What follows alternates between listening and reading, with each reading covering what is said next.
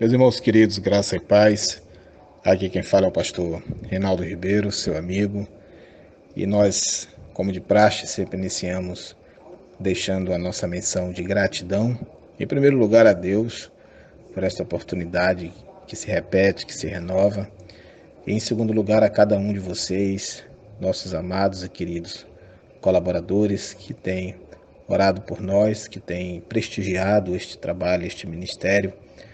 Quero agradecer a todos os irmãos que têm compartilhado as nossas mensagens, que têm enviado suas perguntas e dizer aos amados que está aberta a oportunidade e para nós é um privilégio de ter as suas inscrições em nosso canal no YouTube. Os irmãos aproveitem para inscrever-se, depois acionar o sininho para poder obter as nossas atualizações e dessa maneira nós vamos disseminando, alastrando aquilo que a palavra de Deus, pelo seu Santo Espírito, nos tem ensinado ao longo de todos esses dias.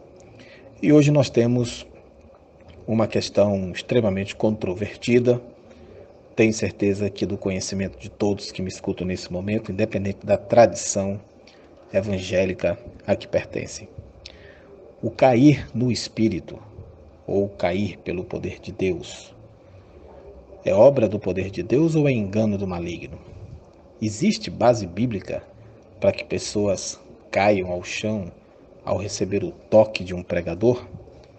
A postura de muitos que gritam, se contorcem, choram ou mesmo dão gargalhadas nestas ocasiões confirmam a unção do Espírito Santo ou atestam uma possessão diabólica em plena igreja?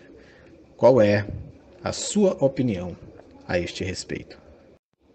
Meus amados, não é mais novidade para ninguém que a teologia cristã em nosso país está sofrendo um ataque sem precedentes.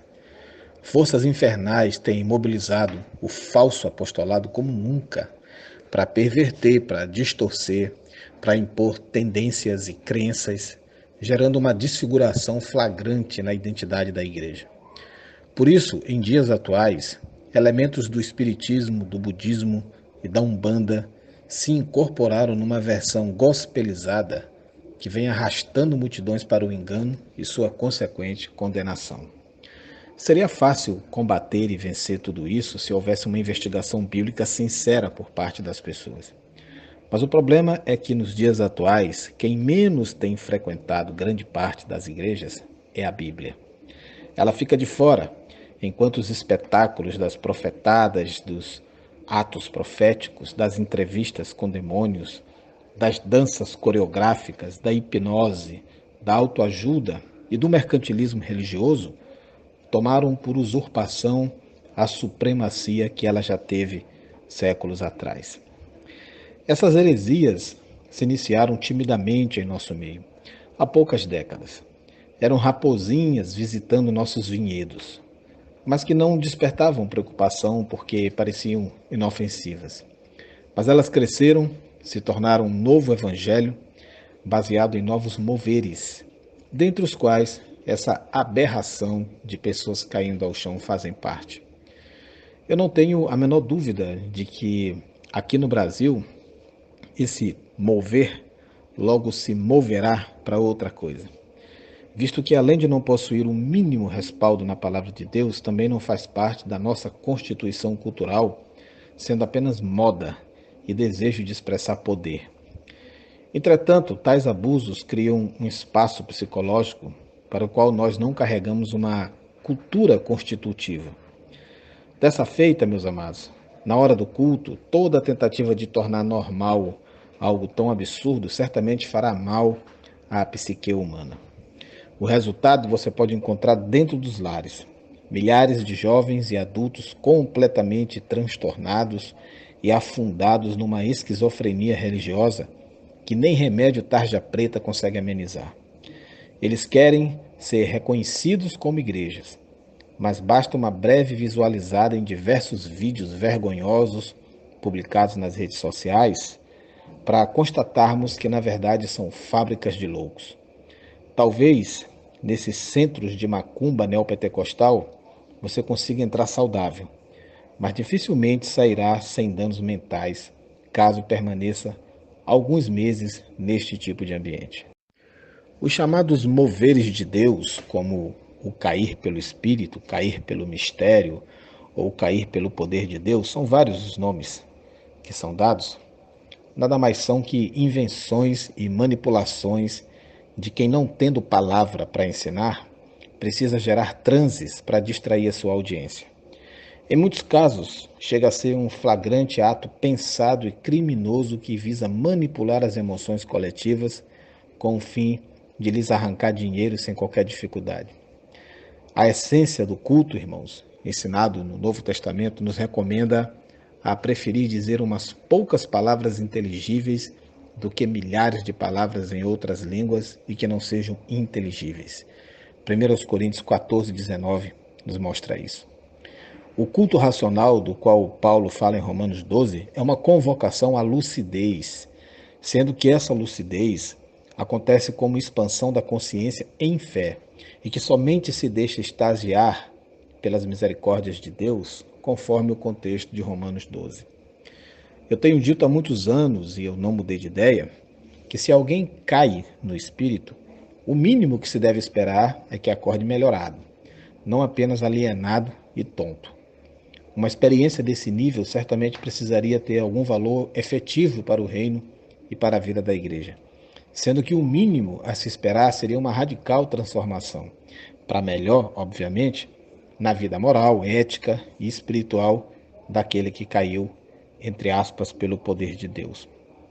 Mas eu lamento dizer aqui que não é isso que eu tenho verificado. Se aquele que cai na igreja chega em casa e agride sua esposa e filhos, se permanece dando mau testemunho nas suas relações e negócios, então fica claro que tal queda não pode ser atribuída ao Espírito Santo de Deus. Desse modo, eu devo dizer que a maioria das quedas no espírito que eu vejo não passam de uma circunstância completamente fabricada pela postura humana ou por sua descompostura, que não passa num teste psicológico e muito menos pelo crivo bíblico. Se é um cair pelo espírito, seguramente se trata de espírito igualmente caído, o que se aplica a Satanás e seus anjos precipitados. A maioria das pessoas que caem nessas sessões espíritas gospel entra numa espécie de transe, e como há estímulo para tal, e como os que caem ganham status em tais comunidades, o indivíduo cai para poder ficar mais por cima em relação aos outros, olhando para os inferiores, os que nunca caíram. Ou seja, cair é coisa de quem tem fé, e não cair é coisa de crente frio. Logo, todos caem mecanicamente, por indução ou por livre vontade, a priori com o corpo, mas também espiritualmente. E isto na melhor das hipóteses, pois a verdade que pouca gente tem coragem de afirmar é que tem crente caindo endemoniado mesmo, e dentro dessas fábricas de loucos. O que fica fácil de constatar pelos gestos tresloucados que manifestam, caindo e revirando ou estrebuchando no chão, outros pulando e rodopiando como baianas em giras de terreiros, outros cruzando e sacudindo os braços com a violência de uma hélice, alguns urrando como animais, e os que conseguem manter alguma lucidez se preocupam em segurar por trás os caidores para que não rachem o crânio na queda ou para cobrir as santas caídas a fim de que suas vergonhas não fiquem expostas nas quedas. E diante desse quadro dantesco eu pergunto, alguma dúvida resta sobre a que espírito pertence tal espetáculo? Portanto, irmãos, eu sou plenamente contrário a esse tipo de manifestação e penso que muitos reorientariam seu modo de crer e agir sobre esse assunto se soubessem quem ou que de fato está por trás dessas quedas e quem é que está derrubando aqueles que estão caindo. Eu vou finalizar minhas considerações, mas poderia passar horas aqui falando sobre isto. E tenho plena consciência de que mexo num vespeiro de interesses e que desperto o ódio daqueles que constroem fortunas com esse tipo de heresia, ou mesmo os que já foram fanatizados e engolidos pela apologia a enganos tão graves como esse. Mas como a insanidade do joio não me intimida e como eu tenho convicção de que o Espírito Santo completará em cada coração que me escuta neste momento aquilo que me faltou dizer, eu por aqui finalizo minha fala deixando um alerta amoroso e sincero, para que você que ainda possui algum lapso de racionalidade, saia destes terreiros travestidos de igreja e procure uma igreja de fato, antes que a centelha restante de serenidade que ainda sobrevive em você se torne propriedade da loucura que já lhe assedia. E se esta palavra de alguma forma lhe ajudou, a ponto de você almejar receber alguma ajuda maior, eu estou aqui de forma pública, me prontificando a orar por você e ministrar ao seu coração o evangelho puro e simples, que salva o homem sem lhe exigir a perda da razão. Que o Senhor tenha misericórdia da sua igreja, que o Senhor nos abençoe e nos livre dessas armadilhas malignas. Um grande abraço a todos. Amém.